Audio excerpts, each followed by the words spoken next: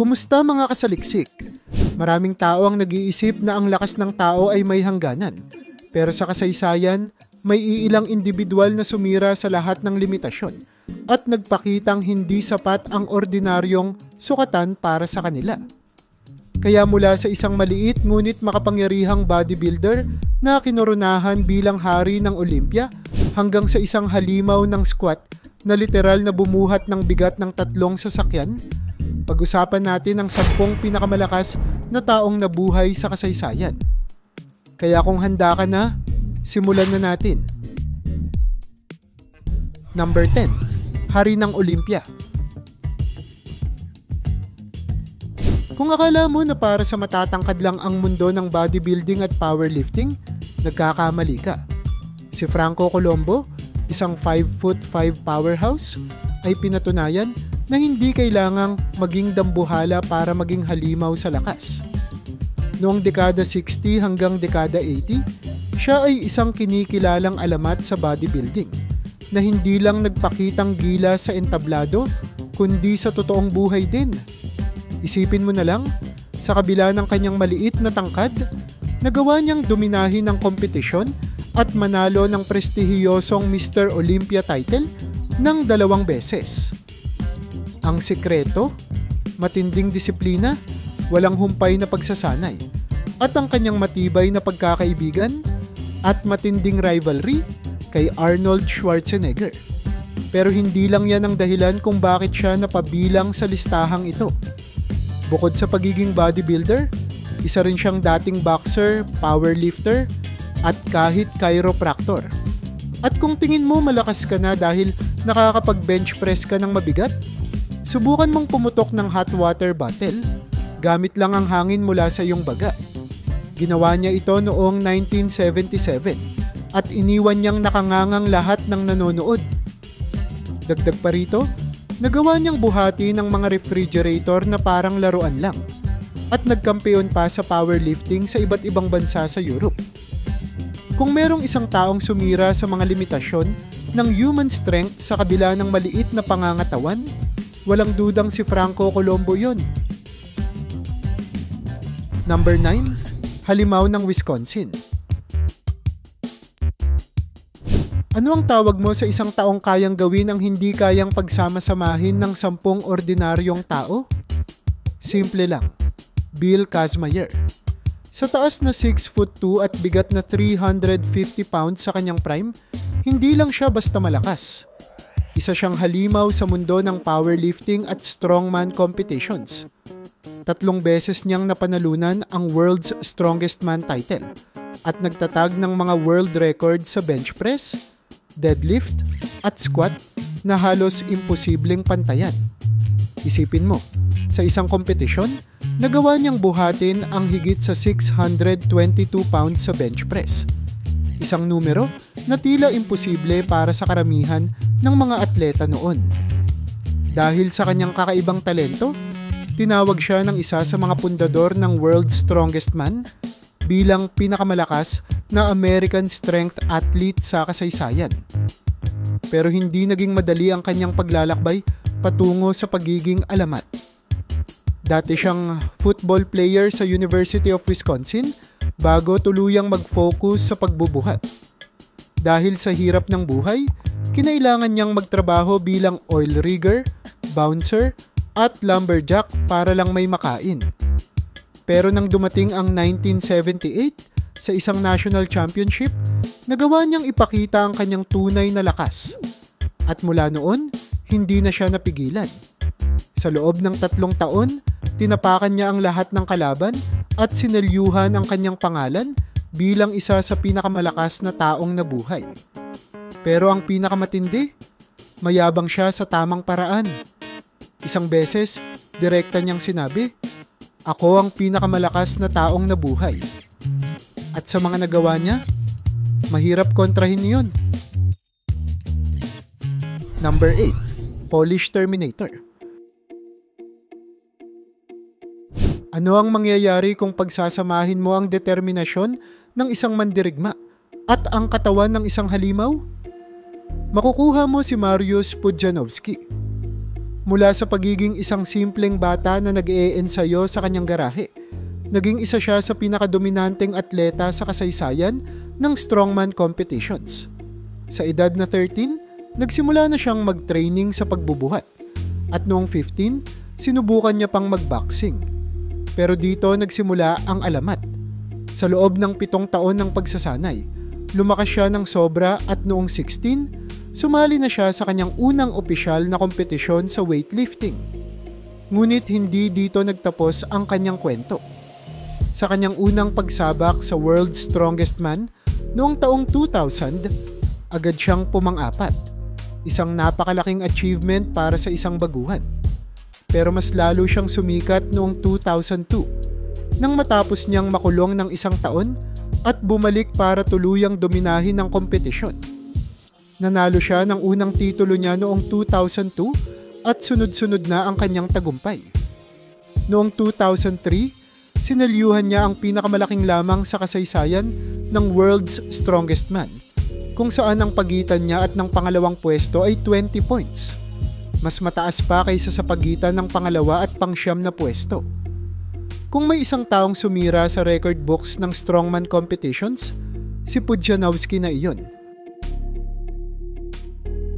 Number 7. Diyos ng Lakas. Ano ang tawag mo sa isang taong kayang humawak ng kapangyarihang hindi pangkaraniwan? Simple lang, Hercules. Isang pangalan na sa loob ng libu-libong taon ay naging simbolo ng pambihirang lakas at hindi matinag na tapang. Hindi siya tulad ng iba pang nasa listahan dahil ang kanyang kwento ay nakalimbag na sa mitolohiya. Ngunit ang kanyang mga gawa ay nagbigay inspirasyon sa hindi mabilang na henerasyon ng mga mandirigma, atleta at mga naghahangad na palakasin ang kanilang katawan. Isipin mo na lang, isang tao na literal na lumaban kay kamatayan at nagwagi. Kung hindi pa iyon patunay ng kanyang di masukat na kapangyarihan, ewan ko na lang. Ang pinakakilalang kwento niya ay ang 12 pagsubok, isang serye ng mga imposible at halos nakakamatay na gawain na kailangang tapusin bilang pagbabayad ng kasalanan. Isa sa mga ito ay ang pakikipaglaban niya sa Nemean Lion, isang halimaw na may balat na hindi tinatabla ng kahit anong sandata. Ngunit imbes na gumamit ng espada, anong ginawa ni Hercules? Sinakal niya ito hanggang sa hindi na ito huminga. Ganoon kalakas ang lalaking ito. At paano naman ang paglilinis ng Ojan Stables? Isang lugar na daan-daang taon ng puno ng dumi ng hayop? Hindi niya ito ginawa sa pamamagitan ng simpleng pagwawalis. Imbes, pinalihis niya ang daloy ng 2 ilog upang hugasan ito sa isang iglap. Lakas at talino. Isang kombinasyon na bihira mong makita. Kaya naman hindi nakapagtataka na kahit sa modernong panahon, ang pangalan ni Hercules ay isa pa ring alamat. Number 6. Diyos ng Deadlift. Kung sa tingin mo malakas ka na dahil kaya mong buhatin ang sarili mong bigat, maghintay ka lang hanggang marinig mo ang kwento ni Magnus Ver Magnusson. Isang tunay na alamat mula sa Iceland, ang bansang nagluwal ng ilan sa pinakamalalakas na tao sa kasaysayan. Sa taas na 6'1" at bigat na 286 pounds, hindi lang siya basta may pisikal na presensya. Ang kanyang kapangyarihan ay parang halimaw na galing sa mitolohiya. Sa 4 na beses niyang panalo sa World's Strongest Man, hindi lang siya simpleng sumali sa kompetisyon. Dinurog niya ang kanyang mga kalaban. Sa pagitan ng 1991 at 1996, walang makapigil sa kanya. At pinatunayan niya na ang mga Icelandic strongman ay ibang klase pagdating sa puwersa. Pero ang pinakatumatak na sandali sa kanyang karera, isang deadlift na mahigit 1,015 pounds. Isipin mo ang bigat na iyon, higit pa sa isang maliit na sasakyan. At buhatin ito gamit lang ang sariling katawan. Ang kanyang consistency sa iba't ibang uri ng kompetisyon ang nagpatibay sa kanyang titulo bilang isa sa pinakamahusay na strongman sa kasaysayan. Sa tuwing sumasali siya sa isang event, hindi lang siya umaasa sa kanyang laki o lakas. kundi sa kanyang technical na kahusayan at endurance. At ito ang dahilan kung bakit siya itinuturing na isa sa pinakamahusay na lifter ng lahat ng panahon. Hindi lang siya basta malakas. Siya ay isang halimaw na may diskarte. At yan ang naghiwalay sa kanya mula sa iba pang mga higante sa e-sport. Number 5, hari ng wrestling. Kapag pinag-usapan ang mga halimaw sa lakas, hindi pwedeng mawala si Alexander Karelin, ang Russian Bear at The Experiment. Sa taas na 6'4" at bigat na 289 pounds, ang taong ito ay hindi lang basta isang wrestler. Isa siyang nakakatakot na puwersa ng kalikasan. Biruin mo, sa loob ng 13 taon, walang nakatalo sa kanya. 10 taon siyang hindi pinayagang makapuntos ng kahit isang punto ng kanyang mga kalaban. Sa mundo ng Greco-Roman wrestling, kung saan ang lakas, bilis at diskarte ay kailangan upang manaig, si Karelin ay isang halimaw na tila hindi mapapahinto. Sobrang lakas niya kaya ang mga kalaban niya, kahit anong gawin, ay parang nababangga lang sa pader. Ang kanyang pinakatanyag na galaw ay ang Karelin Lift, isang signature move na halos imposibleng gawin ng isang normal na tao. Isipin mo na lang, ang isang wrestler na naka-flat sa sahig at ang ginagawa ng karamihan ay humihiga lang para hindi nabuhatin. Pero si Karelin, wala siyang pakialam. Babatakin ka niya mula sa sahig gamit ang kanyang halimaw na lakas, itataas sa ere at babagsakin sa mat na parang laruan lang. Sobrang brutal ng galaw na ito kaya madalas ang mga kalaban niya ay nagmakaawang huwag siyang makalaban. Kahit sa Olympics, 3 gintong medalya ang naipanalo niya at halos walang makalaban sa kanya ng patas. Hindi siya isang ordinaryong tao. Isa siyang alamat ng purong lakas. Isang halimaw na tila iniluwal ng malamig na Siberia upang wasakin ang mundo ng wrestling. Number 4, Ginoo ng lakas. Kapag pinag-uusapan ng strongest men in history, hindi maaaring hindi banggitin si Zydrunas Savickas o mas kilala bilang Big Z.